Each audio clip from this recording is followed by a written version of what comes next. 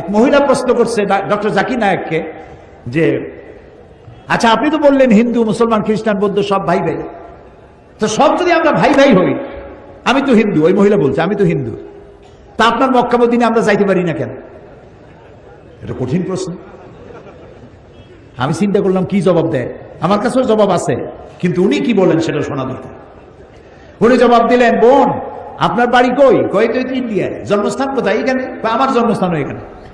আচ্ছা বোন আপনি কি জানেন যে ইন্ডিয়ায় এমন এমন জায়গা আছে যেখানে এখানে জন্মগ্রহণ করার পরেও সে জায়গায় আপনি আর আমি যাইতে পারি না, এরকম জায়গার নাম জানেন?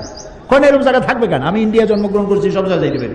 উনি বললেন মোটেই না, এখানে এমন এমন জায়গা আছে যেখানে আপনি আমি প্রবেশ করতে পারবো না, তার নাম ক্যান্টনমেন্ট। ক্যান্টনমেন্টে আপনিও ঢুকতে পারবেন না, আমি ঢুকতে পারবো না। ক্যান্টনমেন্টে ঢুকবে যারা নিরাপত্তার দায়িত্বে, দেশ রক্ষার দায়িত্বে যারা আছে, যে কোনো মুহূর্তে ডাক দিয়ে বলে জান দেওয়ার জন্য, রক্ত দেওয়ার জন্য, জীবন দেওয়ার জন্য ঝাঁপায় পড়বে, সেসব সেনাবাহিনীর জন্যই ক্যান্টনমেন্ট তৈরি করা হয়। ওখানে আপনি আর আমি যাইতে পারবো না। ইসলামের একটা ক্যান্টনমেন্ট আছে, সেটার নাম মক্কার মদিনা।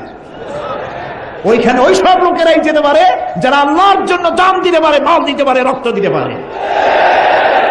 প্রিয় বোন আপনিও যেতে পারবেন, আপনার পাসপোর্টে একটা ভিসা লাগান, ভিসার নাম লা ইলাহা ইল্লাল্লাহু মুহাম্মাদুর রাসূলুল্লাহ, কালকে আপনি মক্কা মদিনা চলে যান।